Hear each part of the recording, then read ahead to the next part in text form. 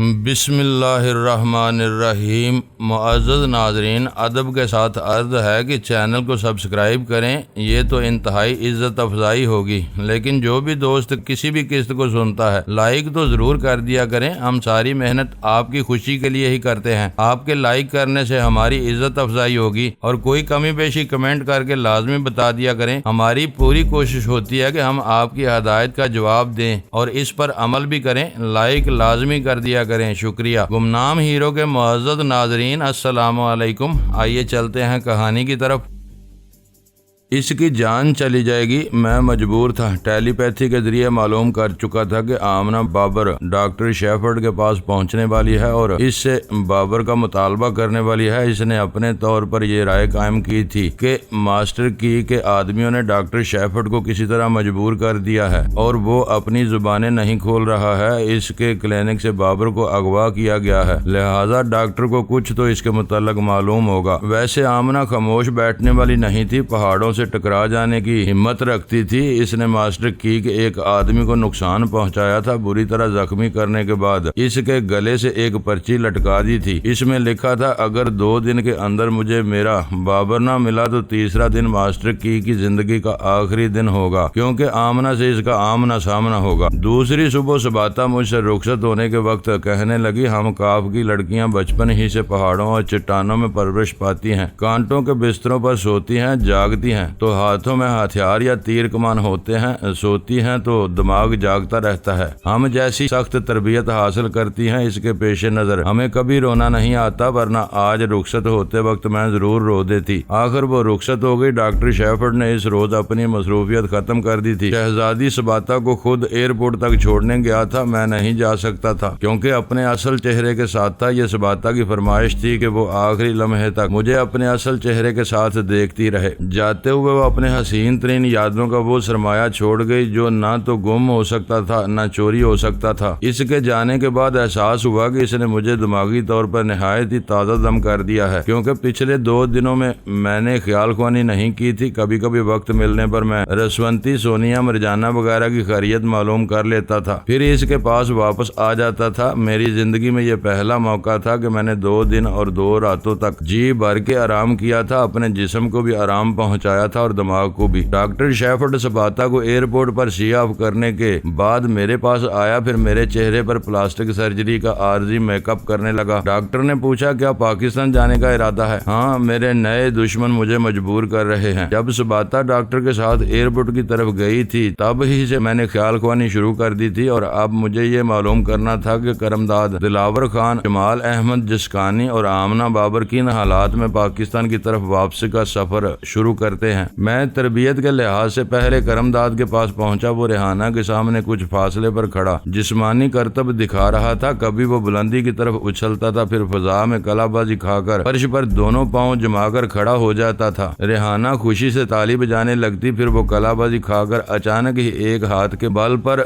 سر نیچے اور ٹانگیں اوپر کر کے کھڑا ہو جاتا تھا، دوسرا دایاں ہاتھ خالی رہتا تھا اور وہ بائیں ہاتھ کے ذریعے گول گول گھومتا ہوا یوں دائیں ہاتھ سے فائرنگ کرتا تھا جیسے ہاتھ میں ریوالور پکڑا ہوا ہو۔ وہ کہتا جاتا تھا، اگر کھلی فضا میں تم یہ تماشا دیکھو تو میں سچ مچ ریوالور کے ذریعے اسی طرح ہاتھ کے بل پر الٹا کھڑا ہو کر فائرنگ کر سکتا ہوں، چاروں طرف گھوم گھوم کر گولی چلا سکتا ہوں اور میرا نشانہ کبھی خطا نہیں ہوگا۔ ریحانہ نے پھر تالیاں بجا کر خوش ہوتے ہوئے کہا، واقعی تم نے 2 برس کے عرصے میں بڑا کمال حاصل کیا ہے۔ کرمداد سیدھا کھڑا ہو گیا، پھر افسوس کے انداز میں سر ہلاتے ہوئے کہا، میں نے تو کمال حاصل کیا ہے، لیکن اس کم وقت ماسٹر کی نے میری نام کا کباڑا کر دیا ہے۔ وہ مجھے کیرم کہتا ہے، کیا میں کوئی کیرم بورڈ ہوں؟ ریحانہ نے ہنستے ہوئے کہا، اس نے تو نہ تو تمہیں بگاڑا ہے، تمہارا نام بگاڑا ہے۔ اس کی وجہ سے تم کیا سے کیا ہو گئے، ریوالور سے لے کر بھاری مشین گن تک چلاتے ہو اور تمہارے نشانے کی سبھی تعریف کرتے ہیں۔ انگریزی فر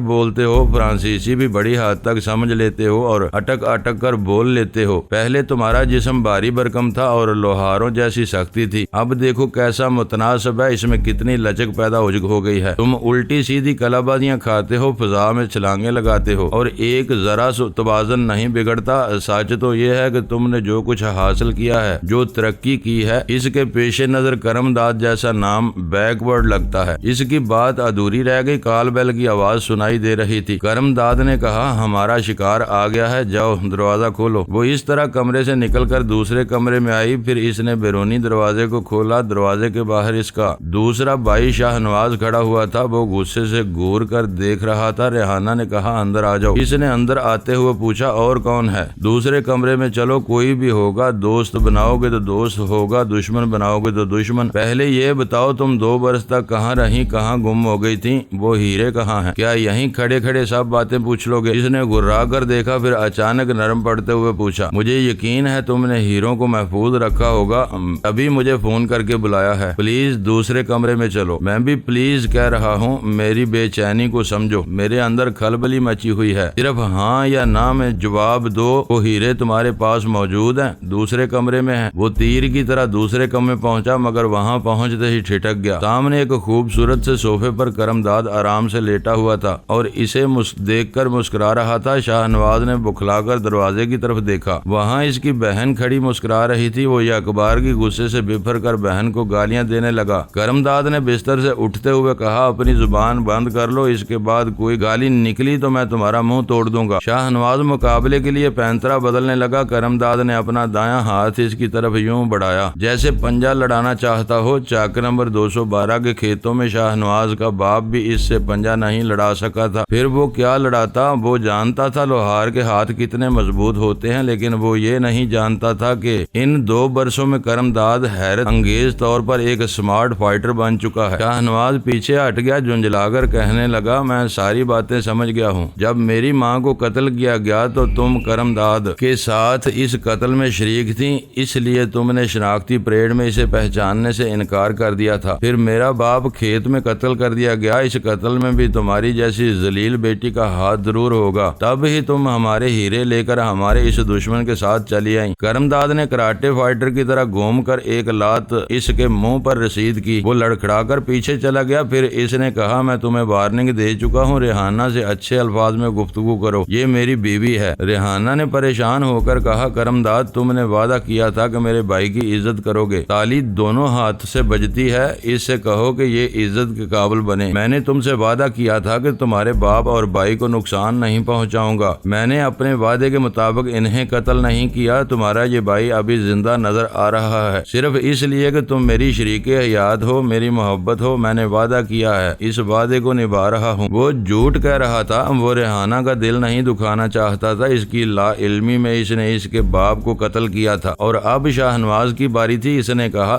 آج 2 برس بعد تم نے فون پر بہن کی آواز سن کر سب سے پہلے ہیروں کے متعلق سوچا، بہن کی خیریت نہیں پوچھی، ہیروں کے متعلق سوال کیا تھا۔ تمہیں بہن سے محبت نہیں ہے، تم یہاں ہیروں کی خاطر آئے ہو تو سنو وہ کہاں ہیں۔ شاہ نواز اسے توجہ سے دیکھنے لگا۔ اس نے ٹھہرے ہوئے انداز میں کہا وہ تمام ہیرے ماسٹر کی کے پاس پہنچ چکے ہیں اور ان کی معقول رقم ہمیں مل چکی ہے۔ وہ ایک دم سے تلملا کر بولا یہ جھوٹ ہے، ایسا نہیں ہو سکتا، ماسٹر کی سے میری ڈیلنگ ہے اور وہ تم لوگوں سے ہیرے کبھی نہیں خریدے گا، وہ خرید چکا ہے، یہ بات پرانی ہو چکی ہے، تم اس سے جا کر پوچھ لو۔ وہ غصے سے جانے لگا تو ریحانہ نے راستہ روکتے ہوئے کہا شاہ نواز رک جاؤ، کیا تمہیں بہن سے محبت نہیں ہے؟ کیا میرے پاس تھوڑی دیر نہیں ٹھہر سکتے؟ ہٹ جاؤ میرے سامنے سے، تم بہن نہیں، ہمارے گھر کی، ہمارے خاندان کی دشمن ہو، تمہاری وجہ سے ہمارے والدین کا قتل ہوا، تمہاری وجہ سے شاید ہم بھی مارے جائیں گے، تم خود کو بہن کہتی ہو، تمہیں شرم نہیں آتی؟ وہ اسے دھکا دیتا ہوا باہر چلا گیا۔ کرم داد لپک کر اسے پکڑنا چاہتا تھا لیکن ریحانہ نے جلدی سے دروازہ بند کر لیا۔ اس کا راستہ روکتے ہوئے بولی نہیں کرم داد، تم میرے بھائی کو ہاتھ نہیں لگاؤ گے، دروازہ کھول دو، اس نے تمہیں دھکا دیا ہے، وہ میرا بھائی ہے، میں اس کی بہن ہوں اور بہنیں ایسی باتوں کا برا نہیں مانتی۔ وہ چپ ہو گیا، سوچنے لگا کہ اس کا قصہ تو تمام کرنا ہی ہے، فی الحال ریحانہ کی بات مان لینا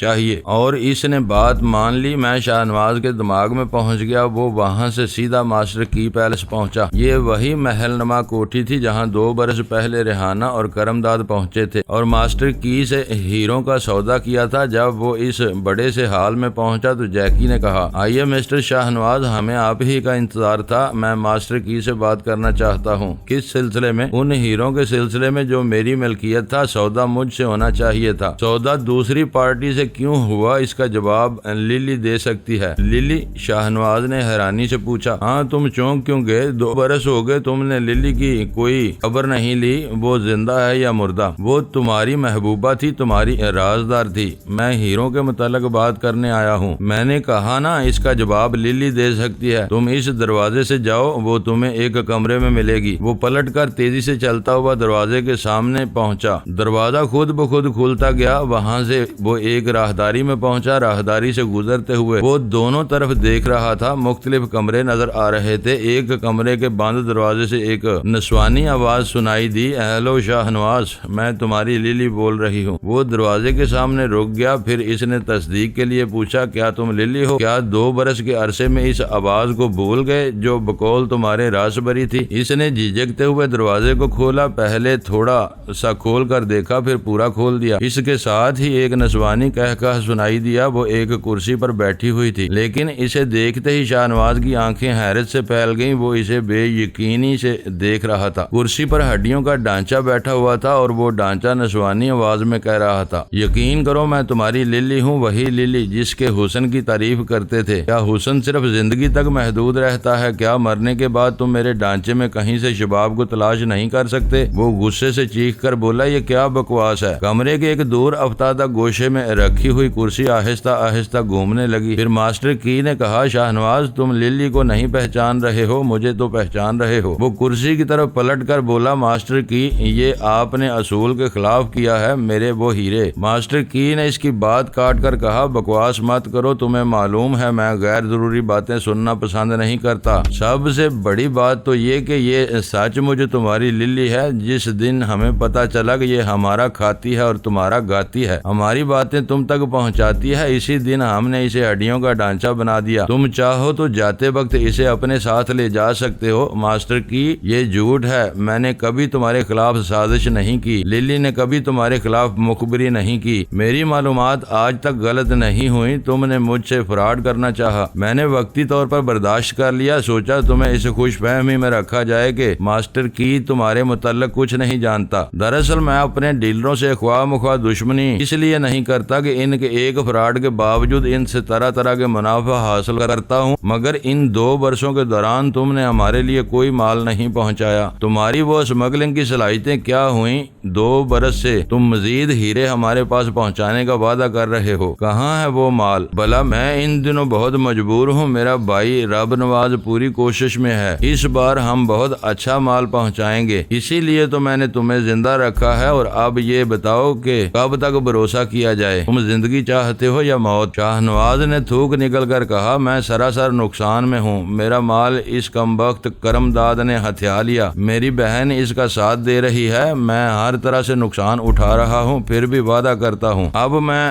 تمہارا وعدہ نہیں سنوں گا۔ ایک بات یاد رکھو، اگر تم میرے کام آنا چاہتے ہو تو تمہیں اب وہی کرنا ہوگا جو میں کہوں گا۔ میں تیار ہوں، میرا بھائی رب نواز بھی کہہ رہا تھا، اگر تمہاری طرف سے کوئی آفر ہو، ہم تمہارے کسی بڑے منصوبے میں شریک ہو سکیں تو ہمارا تجربہ بڑھے گا اور ہمارے پچھلے نقصانات کی تلافی ہو سکے گی۔ اچھی بات ہے، اس کے لیے تمہیں پاکستان جانا ہوگا، سفر کے دوران تمہارا جو سامان ہوگا وہ ہمارے ہاں سے ایئرپورٹ پہنچے گا، پاکستان پہنچ کر تم وہ سامان ہمارے ایک ایجنٹ کو دے دو گے، اس کا پتہ تمہیں بتا دیا جائے گا، مجھے معلوم ہونا چاہیے سامان کس قسم کا ہے، میں کیا لے جا رہا ہوں تاکہ محتاط رہوں۔ فکر نہ کرو، کسٹم والے تمہیں نہیں روکیں گے، کوئی تم پر شبہ نہیں کرے گا۔ پاکستان پہنچتے ہی تمہیں وہاں کی کرنسی کے مطابق 1 لاکھ روپے ادا کر دیے جائیں گے۔ وہ خوش ہو کر بولا، مجھے کب جانا ہوگا؟ جانے سے پہلے ہمارا ایک کام کرنا ہے، ہم ایک تحریر تم سے لکھوانا چاہتے ہیں۔ کیسی تحریر؟ سوال نہ کرو، میز کے پاس جا کر بیٹھو، وہاں تمہاری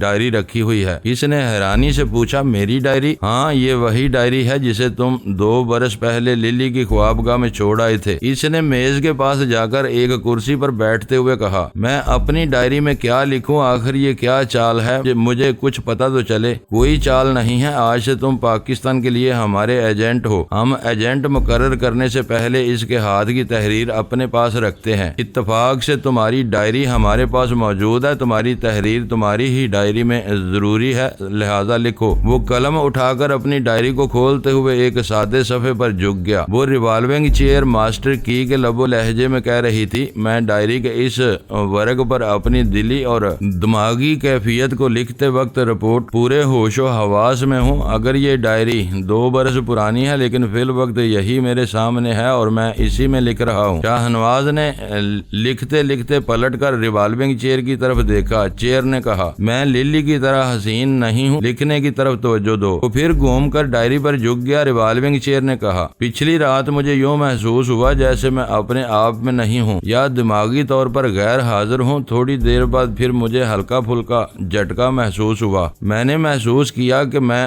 کھلی آنکھوں سے اپنے ماحول کو دیکھ رہا ہوں۔ میں حیران ہو کر سوچنے لگا کہ چند لمحوں پہلے دماغی طور پر کس طرح غائب ہو رہا تھا۔ شاہ نواز نے اپنی ڈائری میں لکھ رہا تھا اور پریشانی سے سوچ رہا تھا، آخر اس تحریر کا مقصد کیا ہے؟ یہ تو میرے خلاف بالکل نہیں ہے، بس اوٹ پٹانگ سی باتیں ہیں۔ ریوالونگ چیئر کے کہنے کے مطابق وہ پھر لکھنے لگا، آج صبح بیدار ہوتے ہی میرے دماغ نے مجھ سے کہا کہ اب مجھے پاکستان جانا چاہیے۔ میں نے اپنے طور پر سوچا میں نہیں جاؤں گا، بھلا پیرس جیسے خوبصورت شہر کو چھوڑ کر کون پاکستان جانا پسند کرے گا، لیکن میرے دماغ میں بار بار یہی تکرار ہوتی رہی۔ آج دوپہر کو میرے دماغ میں پھر وہی بات آئی۔ میں انکار کرنے لگا تو میرے دماغ میں یہ خیال پیدا ہونے لگا کہ میں پاکستان نہیں جاؤں گا تو یہیں خودکشی کر لوں گا۔ میں اس بات سے چونک گیا، بھلا میں خودکشی کیوں کروں گا؟ میں نے کہا، میں کوئی پاگل نہیں ہوں، میں نارمل آدمی ہوں اور نارمل آدمی کبھی اپنی جان کا دشمن نہیں ہوتا۔ اب مجھے پھر اپنے دماغ میں آواز سنائی دینے لگی، میں نارمل سے اب نارمل بن جاؤں گا، چشم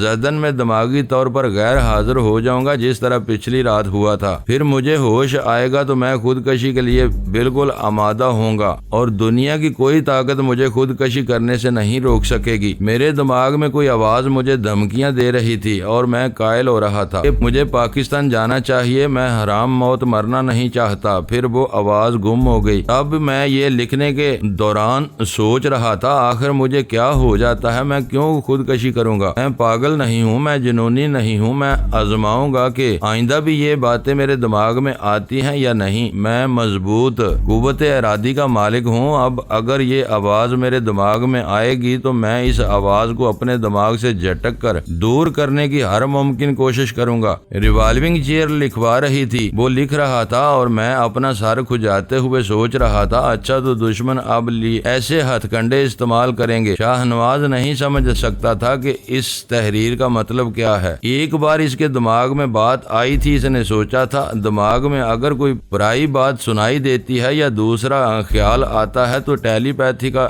شبہ ہوتا ہے، لیکن میرے دماغ میں تو کبھی ٹیلی پیتھی کی لہر نہیں آئی ہے۔ وہ یہ مجھ سے ایسی تحریر کیوں لکھوا رہا ہے اور یہ مجھے مارنا بھی نہیں چاہتا، بھلا میں خودکشی کیوں کروں گا؟ اور جبکہ میں اس کے لیے ایک مستقل منافع کا ذریعہ ہوں، یہاں سے پاکستان تک پتہ نہیں اس کا کتنا قیمتی مال لے جاؤں گا۔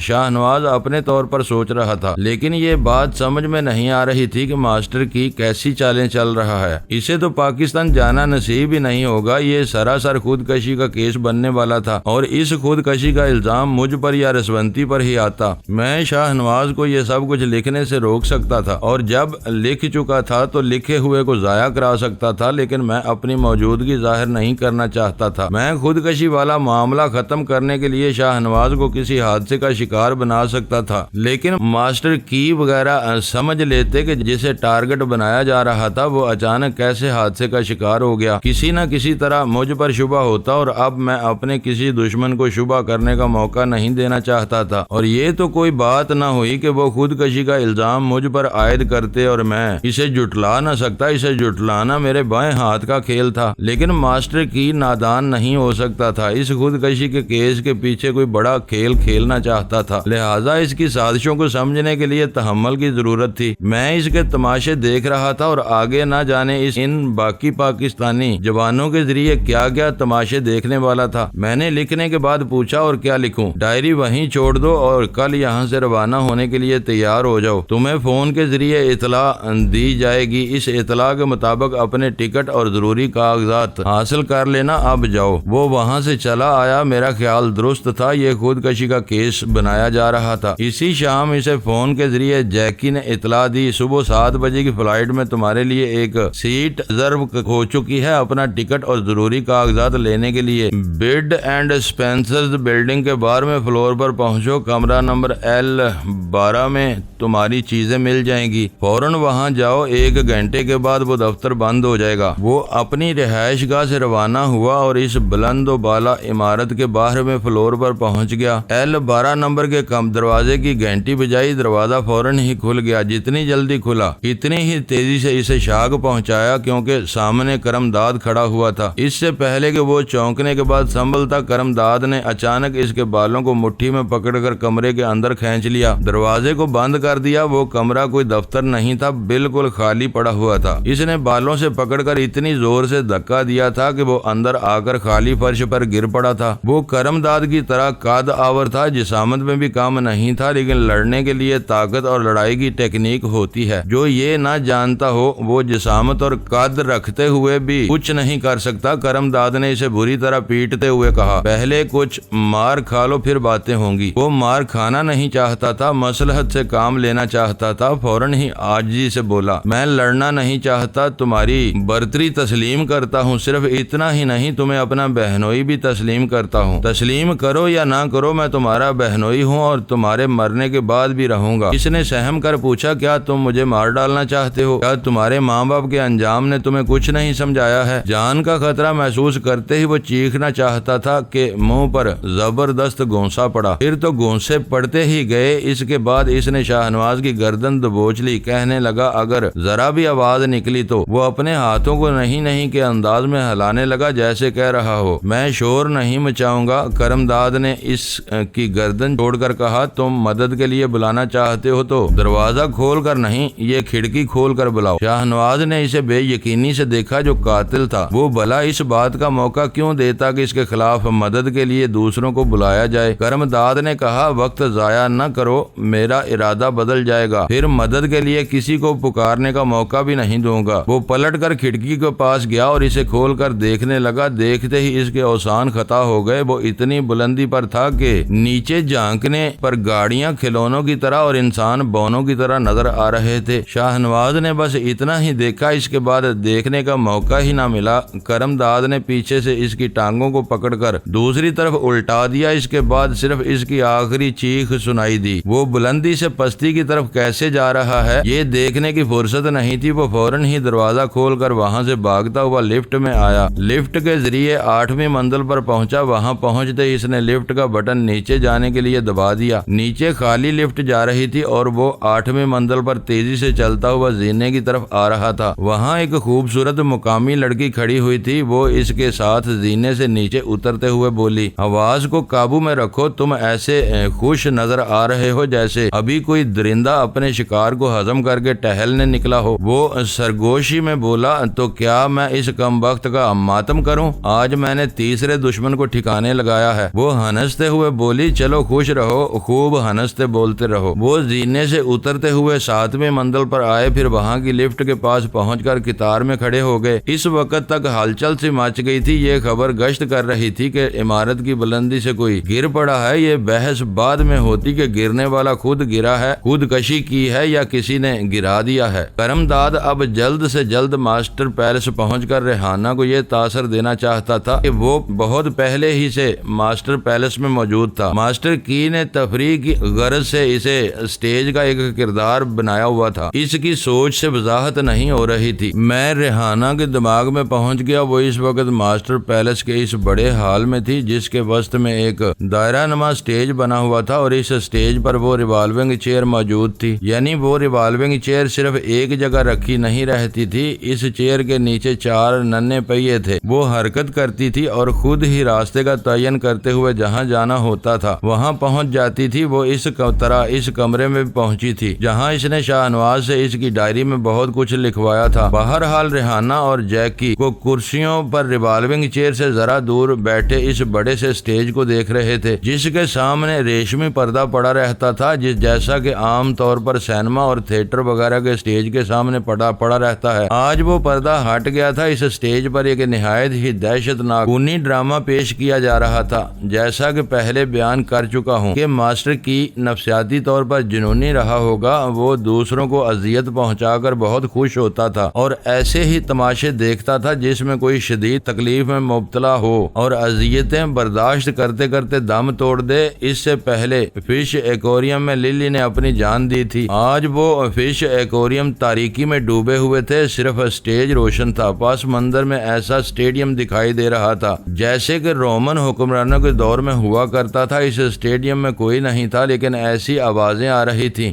جیسے تماشائی بھرے پڑے ہوں۔ اسٹیڈیم یعنی اسٹیج پر تقریباً 20 افراد ایک دوسرے سے نبرد آزما تھے۔ کوئی نیزہ اٹھائے ہوئے تھا، کسی کے ہاتھ میں شمشیر تھی، کوئی تیر کمان لیے ہوئے تھا، کوئی آہنی زنجیریں اور جال پکڑے ہوئے تھا۔ وہ جال اپنے مقابل پر پھینک کر اسے پھانسنے کی کوشش کرتا تھا، اگر کوئی پھنس جاتا تو اسے خنجر سے ہلاک کر دیتا تھا۔ بظاہر یہ اسٹیج ڈرامہ تھا۔ اسٹیج ڈرامے میں سچ مچ قتل نہیں کیے جاتے، لڑائی کا مظاہرہ دکھانے کے لیے نقلی ہتھیار استعمال کیے جاتے ہیں اور نقلی لہو بہایا جاتا ہے، لیکن وہاں اصلی لہو بہ رہا تھا اور اصلی ہتھیار استعمال ہو رہے تھے۔ ریحانہ کو ایسے مناظر سے دلچسپی نہیں تھی، وہ بہت گھبرا رہی تھی لیکن مجبوراً بیٹھی ہوئی تھی۔ اسے معلوم تھا کہ اسٹیج پر ہونے والے اس خونی ڈرامے میں اس کا کرمداد بھی ایک کردار بنا ہوا ہے، لیکن وہ کہاں ہے سمجھ میں نہیں آ رہا تھا، کیونکہ ایک دوسرے سے لڑنے والے جتنے بھی کردار تھے وہ چہرے پر نقاب پہنے ہوئے تھے، ان کے لباس بھی عجیب طرح کے تھے، اس لیے وہ کرمداد کو پہچاننے میں ناکام ہو رہی تھی۔ آخر وہ خونی ڈرامہ اس مرحلے پر پہنچ گیا جب اسٹیج پر صرف 4 افراد رہ گئے تھے، باقی 16 افراد اپنے لہو میں ڈوب کر ہمیشہ کے لیے خاموش ہو چکے تھے۔ باقی بچنے والے 4 جنگجو افراد نے اسٹیج کے سامنے رخ کر کے ریوالونگ چیئر کو دیکھتے ہوئے اپنے ہتھیار ڈال دیے۔ پہلے تعظیماً اپنا سر جھکایا، دونوں ہاتھ سینے پر باندھے، پھر اپنے نقاب اتار دیے۔ ریحانہ نے خوش ہو کر ایک گہری سانس لی۔ اسے درمیان میں کھڑا ہوا کرمداد نظر آ رہا تھا، وہ اب تک دل ہی دل میں دعائیں مانگ رہی تھی کہ اس کردار میں واقعی کرمداد موجود ہے تو اسے کوئی نہ مارے، وہ زندہ بچ جائے۔ اب اسے زندہ دیکھ کر وہ خدا کا شکر ادا کر رہی تھی۔ اس نے اپنی جگہ سے اٹھ کر کہا، ماسٹر کی، ہم آپ کا اپنا آقا تسلیم کرتے ہیں، لیکن کیا یہ ضروری ہے کہ ایسے خونی ڈرامے سے لطف اندوز ہونے کے لیے آپ میرے شوہر کو استعمال کریں؟ ریوالونگ چیئر نے اس کی طرف گھوم کر کہا لگایا، پھر کہا، مجھے تو بڑا لطف آتا ہے، اگر کوئی اس وقت تمہاری بوٹی بوٹی کاٹنے لگے تو میں اسے بھاری انعام دوں گا، لیکن کرمداد میرا بہت ہی دلیر ماتحت ہے، اس نے ٹریننگ کے دوران مجھے خوش کر دیا ہے۔ اس اسٹیج پر جتنے مردے نظر آ رہے ہیں ان میں سے صرف 2 میرے ایسے ماتحت تھے جو مجھ سے غداری کر رہے تھے، باقی میرے دشمن سائمن دی گریٹ کے تربیت یافتہ سپاہی تھے۔ ہمارے آدمیوں نے انہیں گرفتار کر لیا تھا، میں انہیں اس شرط پر رہا کر سکتا تھا کہ یہ اسٹیج پر آ کر ہمارے آدمیوں سے مقابلہ کریں اور انہیں قتل کرنے کے بعد یہاں سے چلے جائیں۔ مجھے خوشی ہے کہ کرمداد،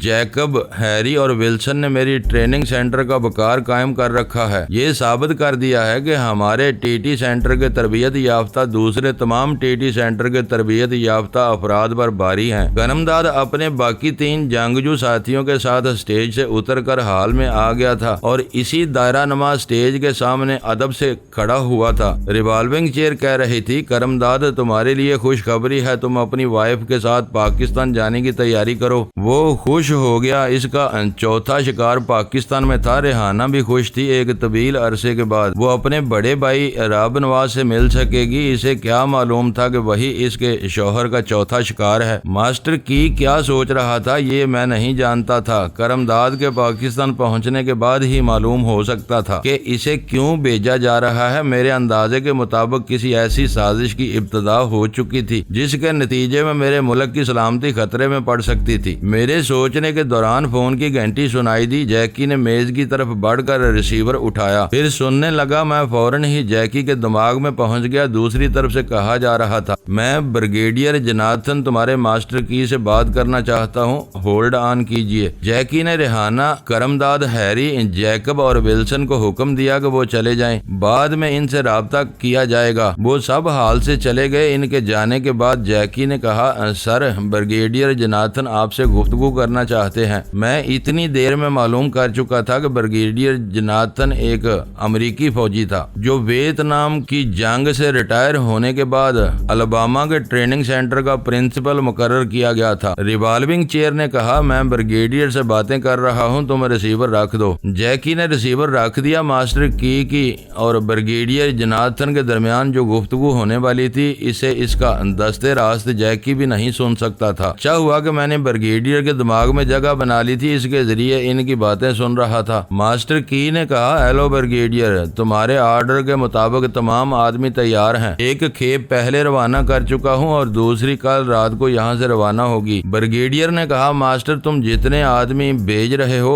ان میں فائر لائک زیادہ ہیں اور فلاور لائک کم ہے۔ فائر لائک کا مطلب تھا گرم مزاج جنگجو قسم کے لوگ اور فلاور لائک کا مطلب تھا ٹھنڈا مزاج رکھنے والے، سیاسی سوجھ بوجھ کے ساتھ وقت اور حالات کو دیکھ کر عمل کرنے والے۔ وہ کہہ رہا تھا، دراصل پاکستان سے جو چیدہ لوگ ہمارے ہاتھ لگے ان میں فلاور لائک صرف 2 ہی تھے۔ انہیں ہم برسوں سے ٹریننگ دیتے آ رہے ہیں۔ میرا دعویٰ ہے کہ یہ فلاور لائک ہمارے لیے کافی ہیں۔ یہ دونوں میرے فائٹر لائک پیپل کو کنٹرول کریں گے۔ میں اپنے سینٹر سے 7 پاکستانیوں کو بھیج رہا ہوں۔ شاید تمہیں یہ سن کر حیرت ہو کہ ان میں عورتوں کی تعداد زیادہ ہے، 5 عورتیں ہیں اور 2 مرد۔ ماسٹر کی نے ہنستے ہوئے کہا، مجھے بالکل حیرانی نہیں ہوئی۔ عورتیں آج کل جس تیزی سے آگے بڑھ رہی ہیں وہ مردوں کو بہت پیچھے چھوڑ جائیں گی۔ ماہرین جرمیات اور سماجی سائنسدان جرائم کے اسباب کا مطالعہ کرتے ہیں اور ان کی روک تھام کے لیے سلسلے میں تجاویز پیش کرتے ہیں۔ وہ کہتے ہیں یوں تو عورتیں بھی ازل سے مردوں کی طرح جرم و گناہ کی مرتکب ہوتی رہی ہیں، لیکن اب اور تب میں بڑا فرق ہے۔ پہلے زمانے میں جرائم کو زنانہ اور مردانہ اقسام کے اعتبار سے جدا جدا سمجھا جاتا تھا۔ فی زمانہ عورتوں کی مجرمانہ سرگرمیاں عالمی پیمانے پر ہیں۔ اب عورتیں مردانہ وار جرم کر کے گزر جاتی ہیں اور قانون کے محافظ سوچتے سمجھتے رہ جاتے ہیں۔ اس بات پر دونوں طرف سے کہے بلند ہونے لگے۔ میں کہا لگانے والے بریگیڈیئر جوناتھن کے دماغ کو ٹٹول رہا تھا، معلومات حاصل کر رہا تھا۔ اس کی طرف سے پاکستان پہنچنے والی 5 عورتوں اور 2 مردوں میں ایک جمال احمد جسکانی تھا۔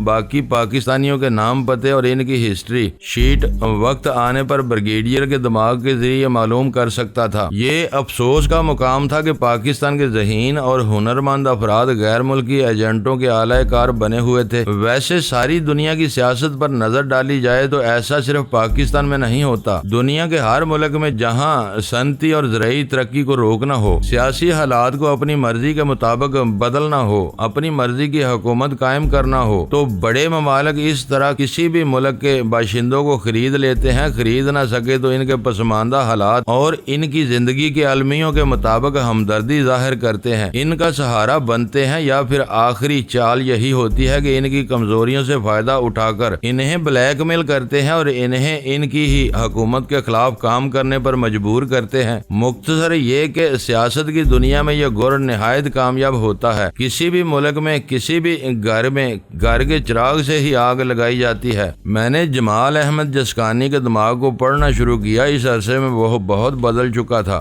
کرم داد کی طرح اس نے بھی ہر قسم کے ہتھیاروں کو استعمال کرنا سیکھ لیا تھا۔ بغیر ہتھیار کے خالی ہاتھ لڑنے کی نت نئی ٹیکنیک بھی اچھی طرح سیکھ لی تھی۔ اس کے دماغ میں ہمیشہ یہی بات رہتی تھی کہ کسی طرح ٹریننگ مکمل کرے اور پاکستان جا کر اپنی بہن کا انتقام لے۔ اسے کچھ خبر نہیں تھی کہ اس کا باپ زندہ بھی ہے یا مر چکا ہے۔ جب بریگیڈیئر جوناتھن نے اسے یہ خوشخبری سنائی تھی کہ وہ جلد ہی پاکستان بھیجا جائے گا تو اس نے خوش ہو کر پوچھا، کیا میں وہاں آزادی سے رہ سکوں گا؟ کیا وہاں کا قانون مجھے بھول چکا ہے؟ ہاں، سمجھ لو وہاں کا قانون تمہیں ہمیشہ کے لیے نظر انداز کر چکا ہے۔ اگر تمہیں گرفتار کیا جائے گا تو تمہارے خلاف کوئی ثبوت نہیں ملے گا۔ علاقائی تھانے سے لے کر عدالت تک تمہارے خلاف جتنے ثبوت تھے، جتنے ریکارڈ تھے، وہ سب غائب کر دیے گئے ہیں۔ فی الحال تم اپنے علاقے میں نہیں جاؤ گے۔ ہمارے منصوبے کے مطابق کم از کم 6-7 ماہ تک یا 1 برس تک ڈاکو کا کردار ادا کرتے رہو گے۔ اپنے صوبے کے اندرونی علاقوں میں ڈاکے ڈالو گے، اپنے نام کو ایک